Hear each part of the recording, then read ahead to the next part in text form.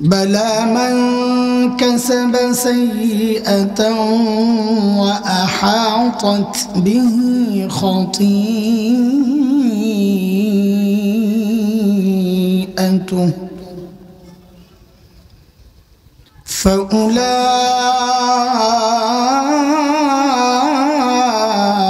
فأولئك أصحاب النار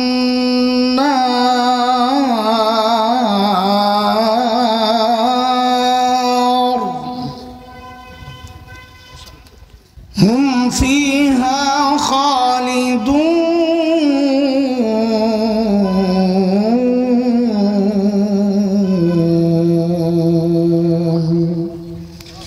آمنت بالله صدق الله العلي العظيم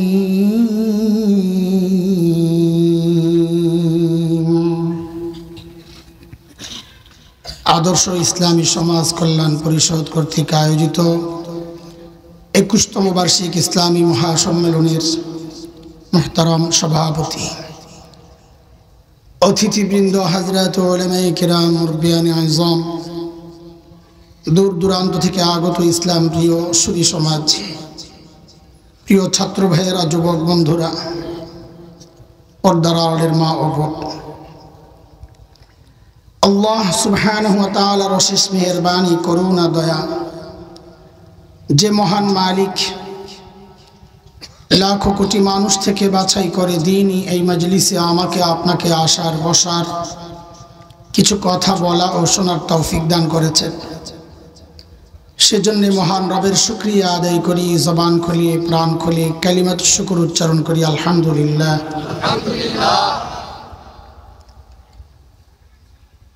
এই মাহফিল এর অনেক সোনালী ইতিহাস আছে। বাংলাদেশের শীর্ষ বুজুর্গ ওলামারা এই মাহফিলে আসতেন, আমরা যতটুকু জেনেছি। দুর্ভাগ্য আপনাদের, তারা চলে গেছেন, এখন আমাদেরকে দেখতে হয়। এটা আমাদের জন্য অনেক বড় দুর্ভাগ্য যে আমাদের বড়রা খুব দ্রুত আমাদেরকে ছেড়ে চলে গেছে।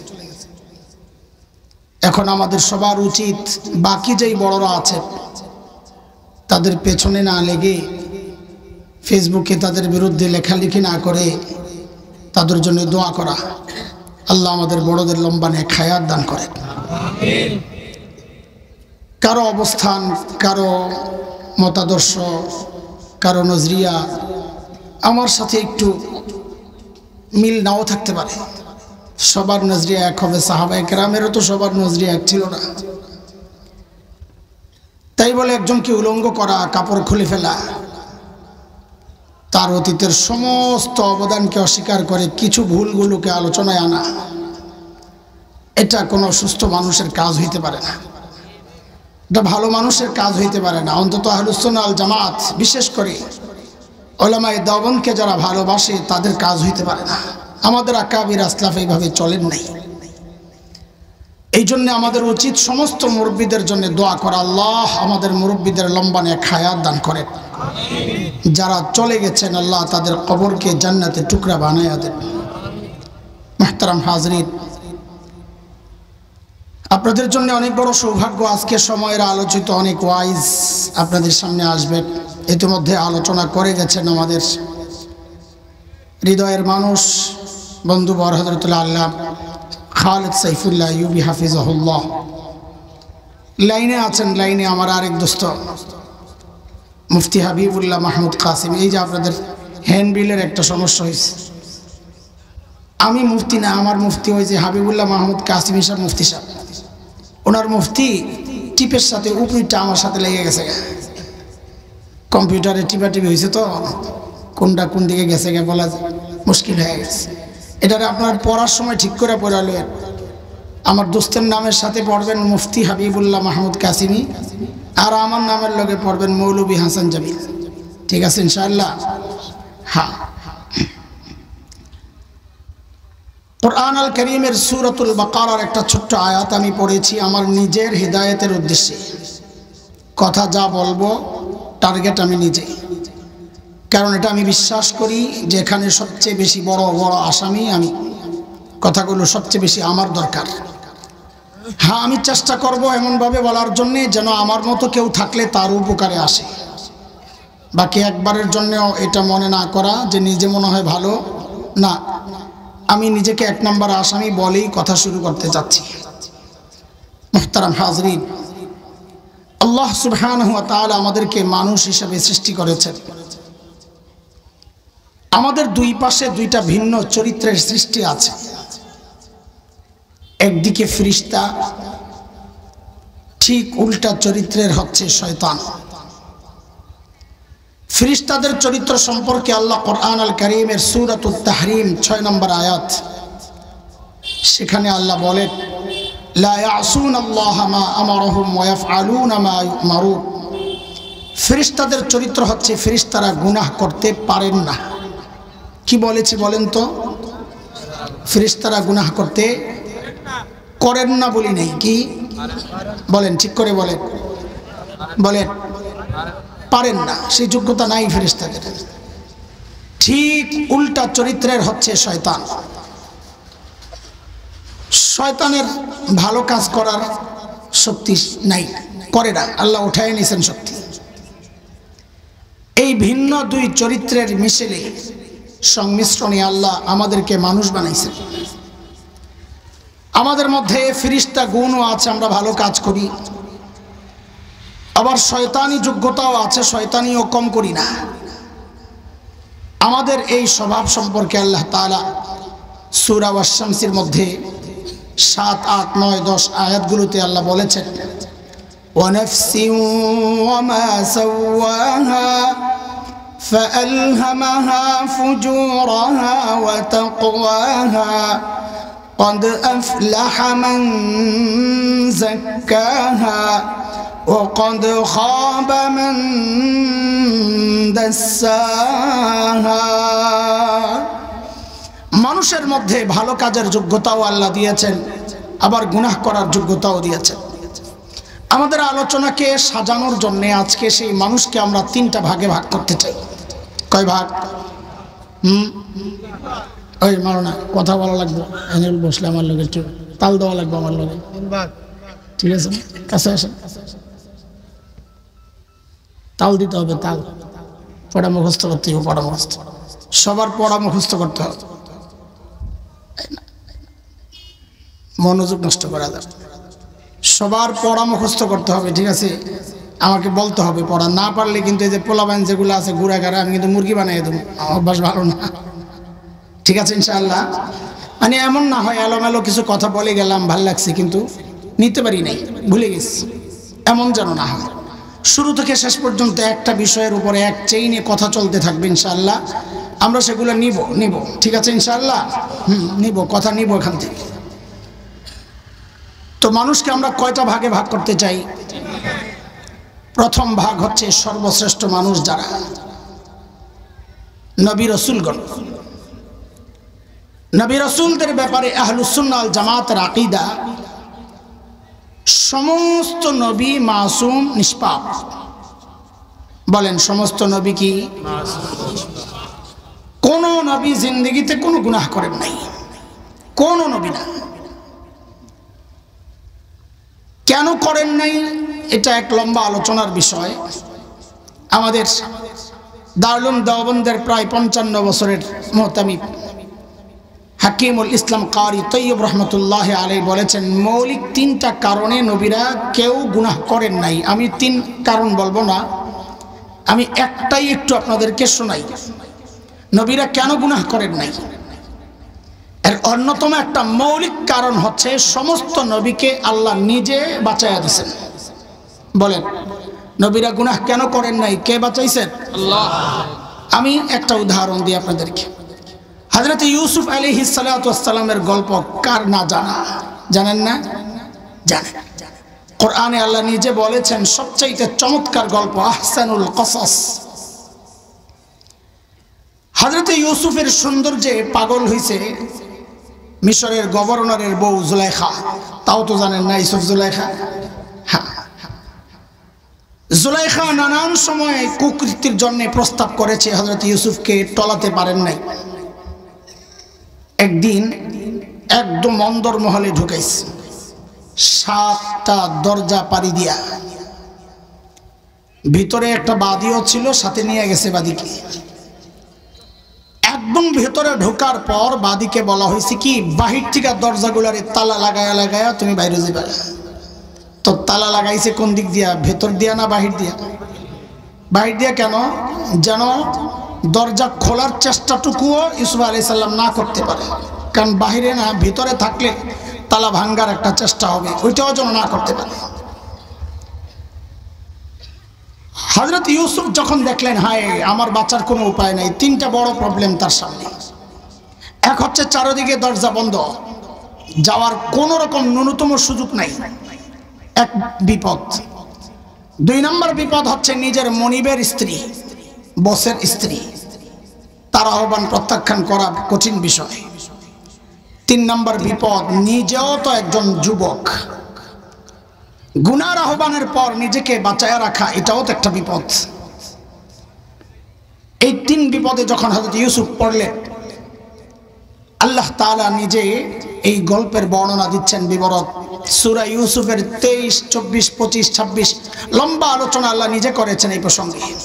আল্লাহ বলেন, وراودته التي هو في بيتها عن نفسه وغلقت الأبواب وقالت هيت لك قال معاذ الله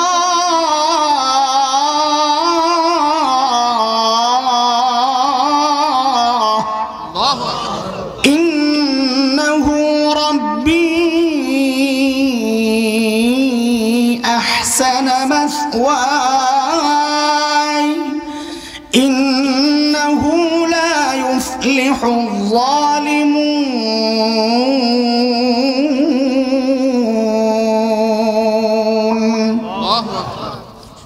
যখন আটকা পড়ছে হযরত ইউসুফ, আমি আয়াতের তরজমা করব না, শুধু প্রসঙ্গটা বলে চলে যাব দূরে।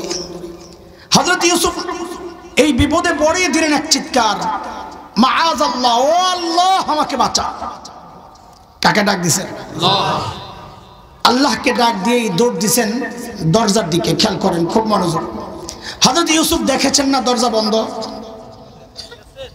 তো দেখার পরে ওই বন্ধ দরজার দিকে দৌড় দিলেন যে, কারণ হযরতের ইউসুফের ঈমান ছিল নবীওয়ালা ঈমান।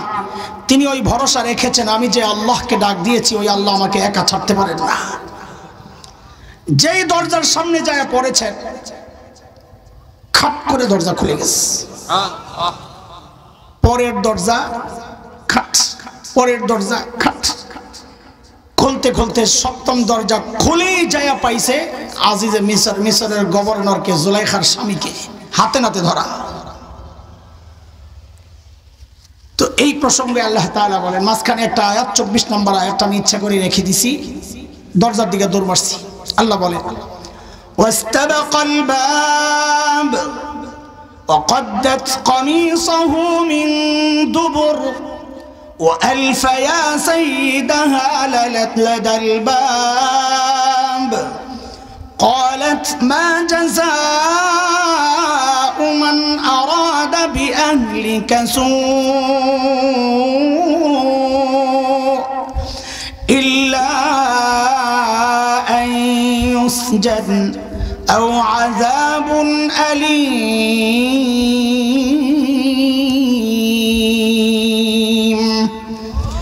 দরজার সামনে যাইই পাইছে কাকে? স্বামীকে। নিজের স্বামীর সামনে হাতে নাতে ধরা পড়েই বেটি একটা পোল্টি মারছে জায়গায়। পোল্টি মারা বুঝেন তো না? জায়গায় পোল্টি মারা কি বলে? মা জাযাউ মান আরাদা বিআহলিকা সুআ। আপনার স্ত্রীর সাথে কুকর্ম করার চেষ্টা যে করেছে তার শাস্তি কি হওয়া উচিত? দোষ করলো নিজে, চাপাইতেছে আরেকজনের কান্দে, হাসিনা স্টাইল আর কি। এমনি দিলে আমার মনোযোগ নষ্ট হবে, মাঝে মাঝে আস্তে আস্তে একটু হালকা। যত বড় মানুষ আছে না, এক ঘরে আইন বানায় স্ত্রীরা, জামাই বাহিরে দাপট দেখায়, ভিতরে যায় বিলাই, জানেন তো না?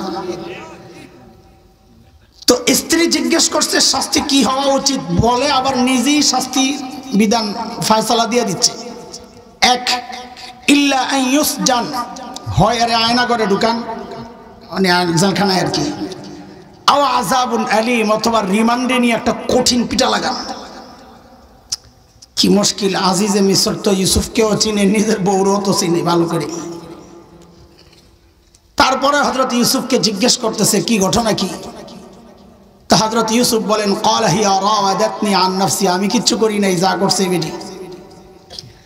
এখন কি বলে দেখেন, খুব সূক্ষ্ম একটা ব্যাপার আপনাদেরকে শোনাই। তুমি যে করো নাই প্রমাণ দাও। মিশরের গভর্নর প্রমাণ চাচ্ছে কার কাছে? ইউসুফ আলাইহিস সালামের কাছে। দেখেন, দুনিয়ার বিচার ব্যবস্থা অথবা ইসলামী শরিয়ার বিচার ব্যবস্থায় এই বিষয়টা উল্টা। দুনিয়ার বিচার ব্যবস্থা এবং ইসলামী শরিয়ার বিচার ব্যবস্থায় প্রমাণ দেয় বাদী, যে অভিযোগ করে প্রমাণ সে দেয়। আল বাইয়িনাতু আলাল মুদ্দাই। এখানে অভিযোগকারী জুলাইখা, প্রমাণ দেওয়ার কথা জুলাইখা, অথচ প্রমাণ চাওয়া হচ্ছে কার কাছে? ইউসুফ আলাইহিস সালামের কাছে। তাহলে নিয়ম হইল না অনিয়ম? এই অনিয়ম কেন হইছে? কারণ জুলাইখারা তখন ক্ষমতায় থাকলে আর নিয়ম মানা লাগে না। ক্ষমতায় থাকলে দুর্নীতিবাজ হয়ে যায় দেশপ্রেমিক, বিদেশে টাকার পাচারকারী হয়ে যায় দেশপ্রেমিক, আর দেশপ্রেমিকটা হয়ে যায় রাজাকার, সন্ত্রাসী, লুটেরা আর জঙ্গি। কথা কর ঠিক কিনা? এটাই ক্ষমতার দাপটের ফসল। এখন হযরত ইউসুফ দলিল পাবেন কোথায়? ভিতরে তো ছিলেনই দুইজন, জুলাইখা আর তিনি। কিন্তু তিনি জানেন যে আল্লাহকে আমি ডেকেছি, ওই আল্লাহ আমাকে একা ছাড়বেন না, অপেক্ষায় আছেন কি দলিল প্রমাণ তিনি দিবেন। এর মধ্যেই দেখে মিশরে ওই জুলাইখার এক ফুফাতো বোন আসছিল বেড়াইতে, তার ছোট্ট একটা ছেলে, বাচ্চা ছেলে, দুধের বাচ্চা। ওই ভেতর থেকে কান্নার আওয়াজ আসতেছে, খালি ওয়া ওয়া ওয়া, কান্নার থামে না। হযরত ইউসুফ বুঝছি আল্লাহ ওইটারই আমার প্রমাণ বানাইবেন, নাইলে কান্না থামে না কেন। হযরত ইউসুফ বললেন, ওই পিচ্চিটারে নিয়ে আসানো, ও আমার সাক্ষী দিবে। জুলাইখা মনে মনে বলে, চান্দু খাইছ ধরা। অস্বীকার করতা, কোন সিদ্ধান্ত নিশ্চিতভাবে দেওয়া যেত না। তুমিও অস্বীকার করো, আমিও অস্বীকার করতাম, জিনিসটা সংশয়ের মধ্যে পড়ে যেত। এখন পিচ্চিরে আনবে, এই অপরাধ কে করছে রে? তো পিচ্চি বলবে ওয়া। নিরপরাধ কে? বলে ওয়া। কিন্তু হযরত ইউসুফের ঈমান তো নবীওয়ালা ঈমান। যেই পিচ্চিকে আনা হয়েছে, তো মিশরের গভর্নর জিজ্ঞেস করে, পিচ্চি কে অপরাধী, কে নিরপরাধ? চিন্তা করেন, পিচ্চি যদি সরাসরি বলতো যে জুলাইখা অপরাধী, ইউসুফ নিরপরাধ, ওই সময় জাদুবিদ্যার চর্চা চলছিল, কেউ হয়তো বলতে পারতো ইউসুফ জাদু দিয়া পিচ্চির মুখ দিয়া এই কথা বের করছে। কিন্তু আল্লাহ তাআলা কথা এমন সিস্টেমে বের করছে, ওই যে আমরা বলি না ছাই দিয়া ধরছে, লড়াচড়ার সুযোগ নাই। আল্লাহ কথা যে বের করেছেন দলিল সহ। পিচ্চি কি বলে? ইন কানা কামিসুহু কুদ্দা মিন কুবুল ফাসাদাকাত ওয়া হুয়া মিনাল কাযিবিন ওয়া ইন কানা কামিসুহু কুদ্দা মিন দুবুর ফাকাযাবাত ওয়া হুয়া মিনাস সাদিকিন। পিচ্চি বলে, ইউসুফের জামা চেক করেন। কি চেক করেন? জামা চেক করেন। কলে চেক করলে যদি দেখেন জামার সামনে দিয়া ছেঁড়া, তো বুঝবেন জুলাইখা নিরপরাধ, ইউসুফ অপরাধী। ধরতে গেছে জুলাইখাকে, জুলাইখা আত্মরক্ষার্থে ইউসুফকে ধাক্কা দিয়া জামাটা ছিঁড়লেস। আর যদি দেখেন জামা পেছন দিয়া ছেঁড়া, তো বুঝবেন জুলাইখা অপরাধী, ইউসুফ নিরপরাধ। ইউসুফ পালাতে গেছে, জুলাইখা পেছন দিয়া থাপা মারছে, তো জামা পেছন দিয়া ছিঁড়ে ফেলছে। মিশরের গভর্নর তো ঘুরাইয়া জামা চেক করে দেখে, হায় আল্লাহ, কেস তো ফিটিং, জামা তো পেছন দিয়া ছিঁড়া। এখন কি বলে? ফালাম্মা রাআ কামিসাহু কুদ্দা মিন দুবুর ক্বালা ইন্নাহু মিন কাইদিকুন ইন্না কাইদাকুন্না আযীম।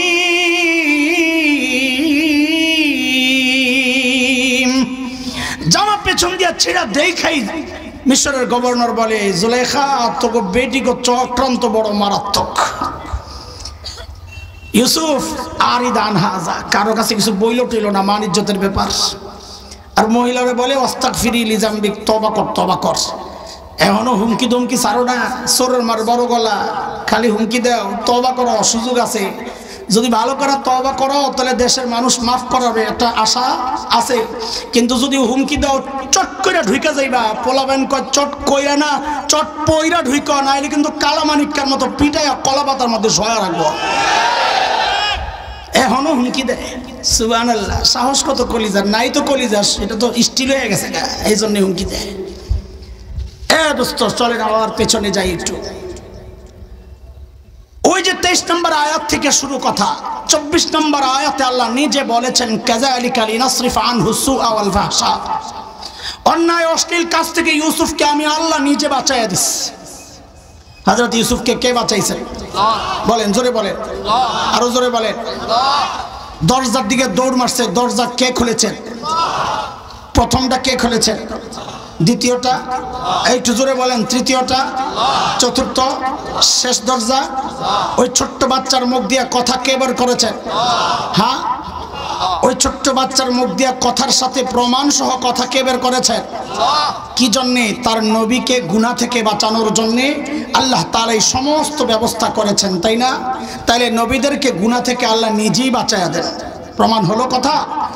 কিন্তু বিষয়টা এত লম্বা কথা যে বললাম, মূল কথাটা বলার জন্য, নবীদেরকে আল্লাহ গুনাহ থেকে কেন বাঁচাইছেন, এটা হচ্ছে বিষয়। সমস্ত নবীকে আল্লাহ নিজে গুনাহ থেকে বাঁচাইয়া দিয়েছেন, কেন? কারণটা কি? কারণ হচ্ছে সূরা হজ 75 নম্বর আয়াত। ওই আয়াতে আল্লাহ নিজে বলেন, আল্লাহু ইয়াসতাফি মিনাল মালাইকাতি রাসূলান ওয়া মিনান নাস ইন্নাল্লাহা সামিউন বাসীর।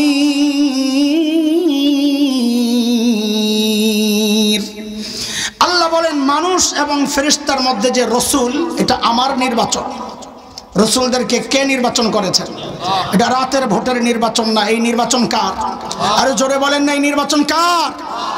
কাজেই কোন নবী যদি গুনাহ করে তো আল্লাহর নির্বাচন প্রশ্নবিদ্ধ হয়ে যায়।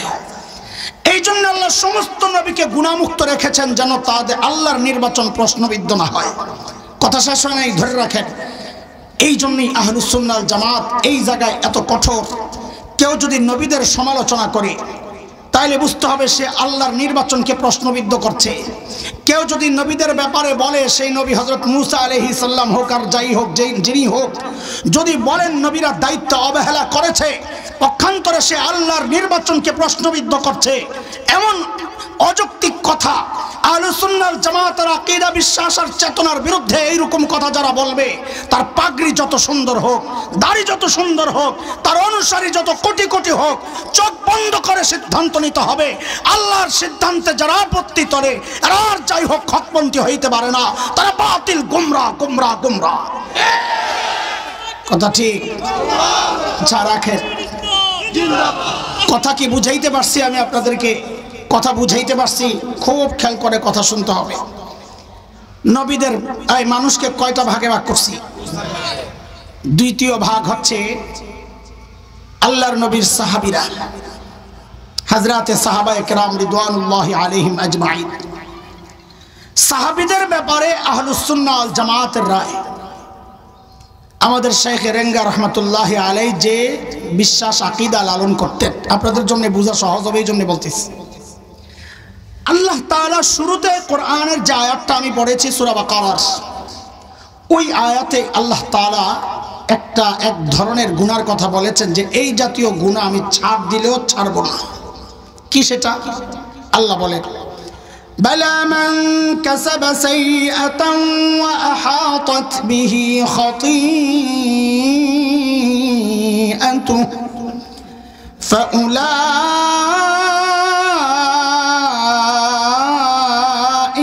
আসহাবুন নার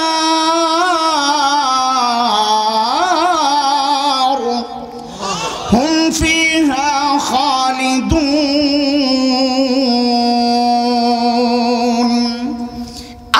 যে গুনাহ বান্দাকে ঘিরে নেয়, আমি ছাড়বো না। বান্দাকে ঘিরে নেয় গুনাহ, এটা কি অর্থ? মুফাসসিররা বলেছেন তার মানে হচ্ছে যে গুনাহে বান্দা ফেঁসে যায়, নিয়মিত করে ছাড়তে পারে না। সহজে বলেন, সহজে বুঝেন কোন ধরনের গুনাহ আল্লাহ ছাড়বেন না বলেছেন? যে গুনাহ বান্দা নিয়মিত করে ছাড়তে পারে না। কি সেই গুনাহ?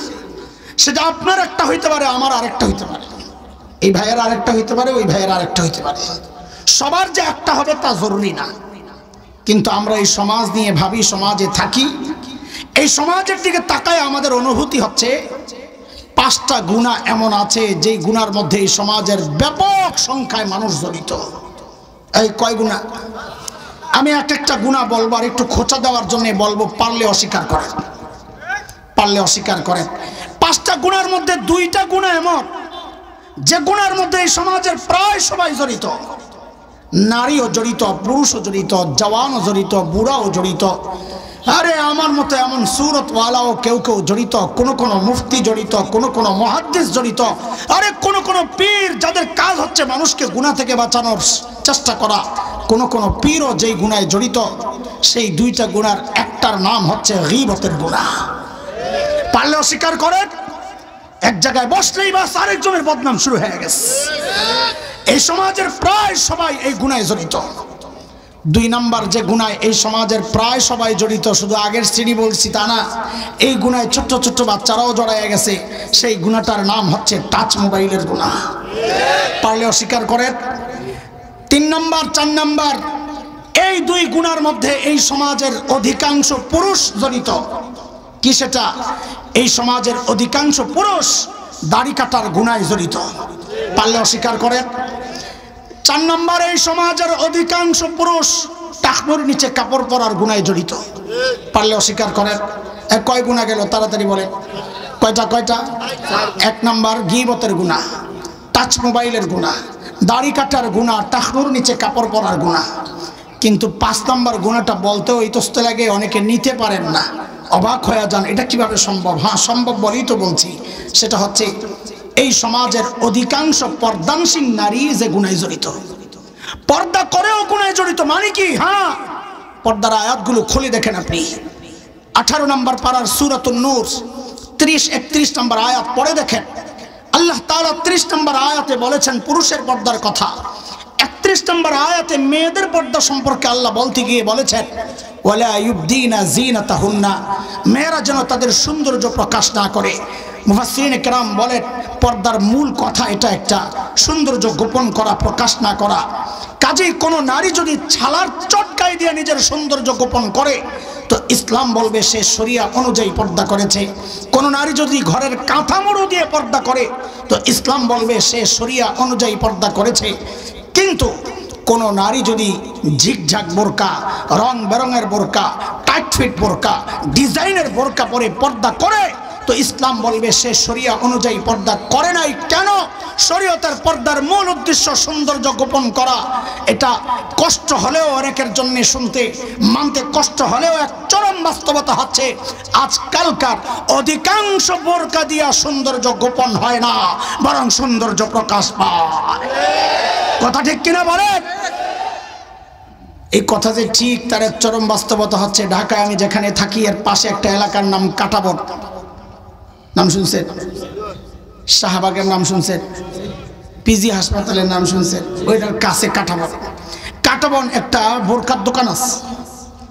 ওই দোকানের নাম শুনলি তো আপনি অবাক হবেন আর উদ্দেশ্য বুঝে যাবেন।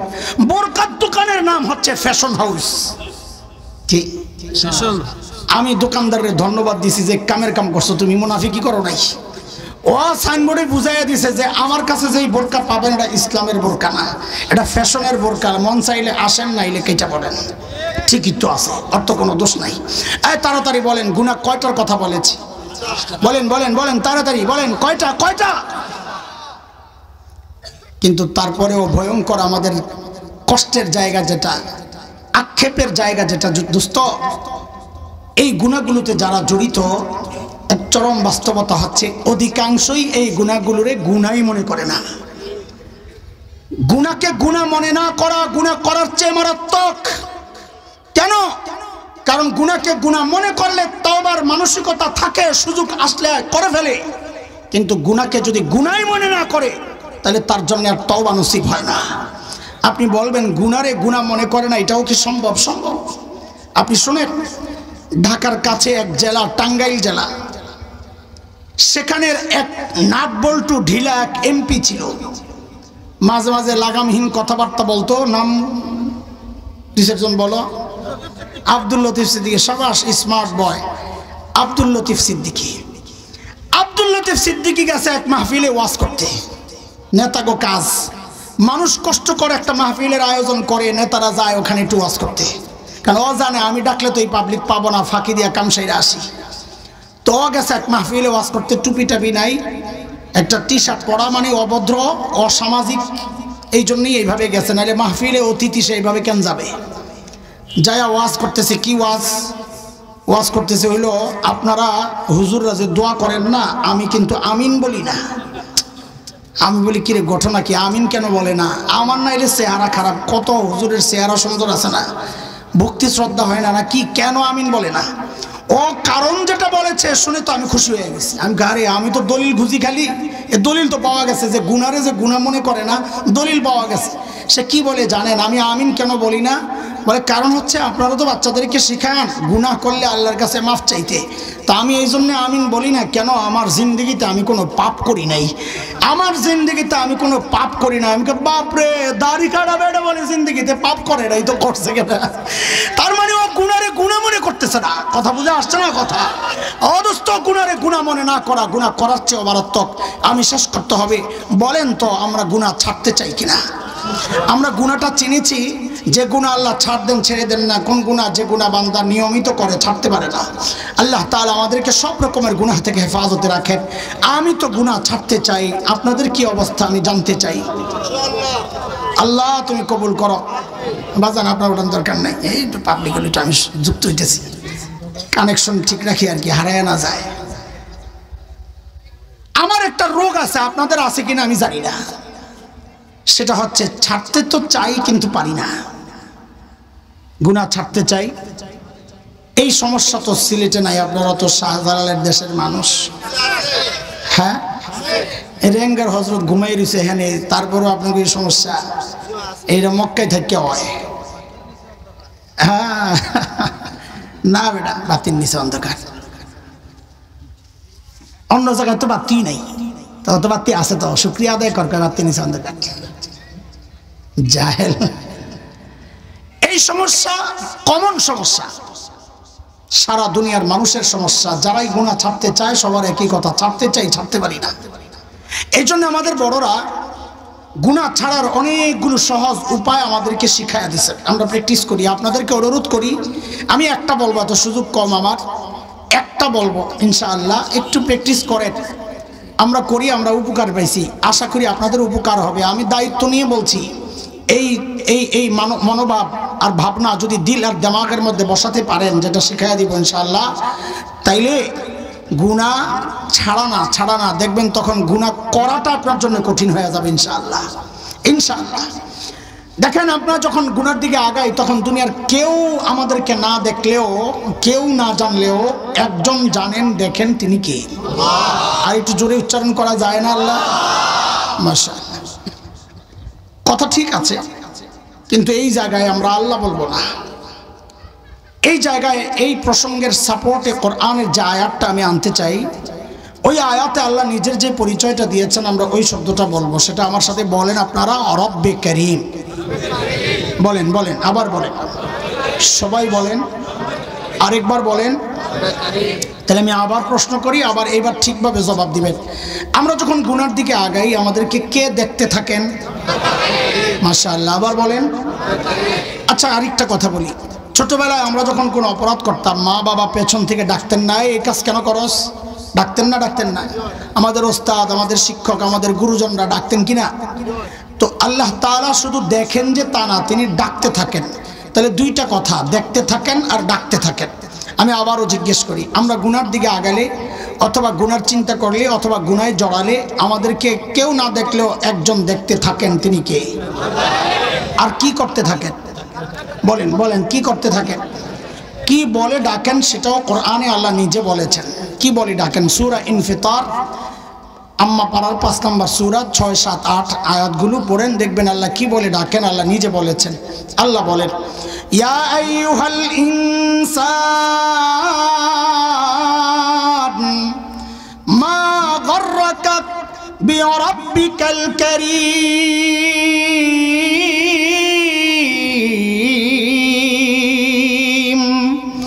ও মানুষ, ওই করিম রবের ব্যাপারে তোমার কে ধোকায় ফেললো?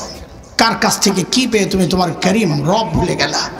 দেখেন ডাক্তার ওজনটা কত, এটা এখনো আমরা উপলব্ধি করতে পারি নাই। কেন? ভেতরের অর্থগুলো আমাদের জানা নাই শব্দে শব্দে। এই জন্য 2টা শব্দের অর্থ আগে একটু বলি, তাইলে দেখবেন ইনশাআল্লাহ ডাক্তার ওজনটা বুঝে আসবে। ও ভাই, 2টা শব্দ এখানে, রব্বে করিম, করিম আর রব। রব কাকে বলে, করিম কাকে বলে, এই অর্থটা বুঝলেই আপনাদের ডাক্তার ওজনটা বুঝে আসবে। দেখেন আরবিতে করিম বলে ওই দাতাকে যিনি না চাইতেই দেন। না চাইতে জবাবে বলেন তো আপনারা, এই চোখ চেয়ে পাইছি না? না চেয়ে? কান, জিভটা, হাত পা, শরীরের কোন অঙ্গ আল্লাহর কাছ থেকে চায়া পাইছি? বলেন বলেন, আরে কথা বলেন, কি পাইছি চায়া? চায়া কি পাইছি? না চাইতে যিনি দিয়েছেন সেই সত্তাকে বলে করিম। বলেন কি বলে? দেওয়ার পর আবার এগুলোকে লালন পালন করেছেন, পরিচর্যা করেছেন, বাড়িয়েছেন, বাঁচিয়ে রেখেছেন, নিরাপত্তা দিয়েছেন, সংরক্ষণ করেছেন যেই সত্তা, তাকে বলে রব, তাকে বলে। আচ্ছা ডাক্তার ওজন বুঝার জন্য অর্থ তো বুঝলেন, একটা উদাহরণ শুনেন তাইলে আরো বুঝে আসবে ইনশাআল্লাহ। আচ্ছা বলেন তো, মানুষের মধ্যে আমাদেরকে সবচাইতে বেশি ভালোবাসেন কে? মাশাআল্লাহ, মানুষের মধ্যে সবচেয়ে বেশি ভালোবাসা কার? একজনের কথা বলেন না চিল্লায়া, আরে নামটা বলেন না জোরে। আরে কি নাম, শুনলেই শান্তি হয়। যার নাই সে জানে এই নামে কত মধুর, যার নাই সে জানে। মার কলিজায় যে কত দরদ, মমতা, ভালোবাসা, এটা মা ছাড়া দুনিয়ার কেউ জানে না। মাকে যে আল্লাহ বানিয়েছেন সে আল্লাহ জানে। এই জন্যে মাঝে মধ্যে আমি আমার বাচ্চাদেরকে বলি, এই মা চিনো? মা কই জাম্মু? না না, মা চিনো না? মা হলো ওই মানুষ। এ যুবক ছেলেপেলেরা যাদের মা নাই, খেয়াল করো, থাকতে নিজের জান্নাত বানাও, থাকতে নিজের জান্নাত বানাও।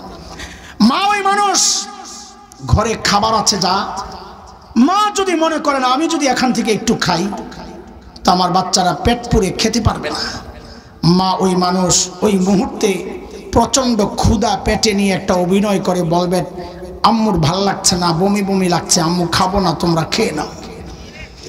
ঘরে আপেল আছে 3টা, বাচ্চাও 3টা, মা ওই মানুষ ওই মুহূর্তে বলবেন, আম্মু আপেল পছন্দ করি না, তোমরা খেয়ে নাও।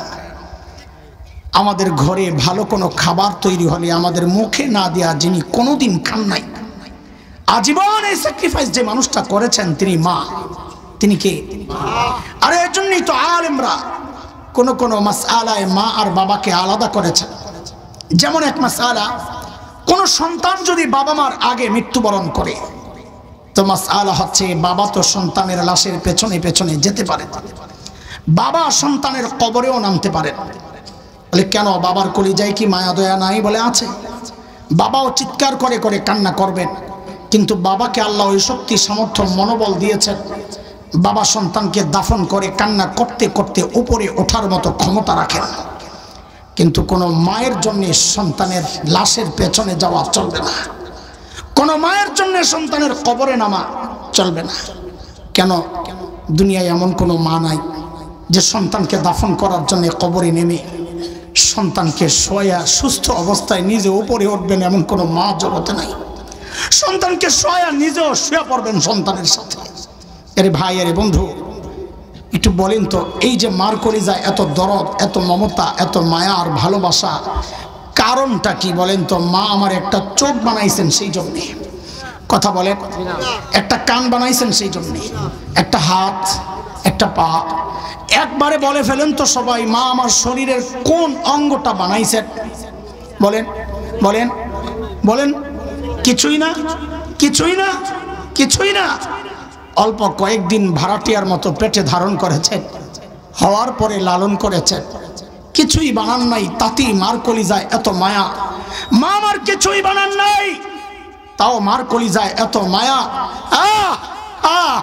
তাইলে যে আল্লাহ আমার চোখ বানাইছেন ওই আল্লাহর কত মায়া, যে আল্লাহ আমার হাত পাও বানাইছেন ওই আল্লাহর কত মায়া, যে আল্লাহ আমাকে এত এত নিয়ামত দিয়া বাঁচায় রাখছেন ওই আল্লাহর কত মায়া। বলে জালিম কত মায়া, তুমি কি দেখো না? আরে আমি আর তুমি যখন দরজা বন্ধ করে গুনাহ করি, ভেতরে গুনাহ চলছে, আর আমার মালিক ওই গুনাহ অবস্থায় দরজার নিচে দিয়ে বাতাস আর অক্সিজেন পাঠায়া দিচ্ছেন কেন? আমি যেন ওই অবস্থায় মারা না যাই। আমি আপনি যখন গুনাহ করি না, মালিক তখন এই মায়ার কথাগুলো মনে করিয়ে দিয়ে দিয়ে ডাকতে থাকেন। কি বলে? ইয়া আইয়ুহাল ইনসান মা গররাকা বিরাব্বিকাল কারীম।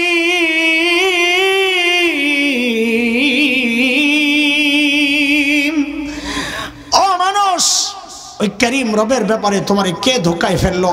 আর যে চোখ দিয়ে তুমি গুনাহ করতেছো, ওই চোখ কিন্তু তোমার ওই নায়ক নায়িকা দেয় নাই, নর্তকী দেয় নাই, আমি কারীম দিছি, না চাইতে দিছি। আর যে কান দিয়ে তুমি গুনাহ করতেছ, ওই কান কিন্তু তোমার ওই গায়ক গায়িকা দেয় নাই, আমি কারীম দিছি, না চাইতে দিছি।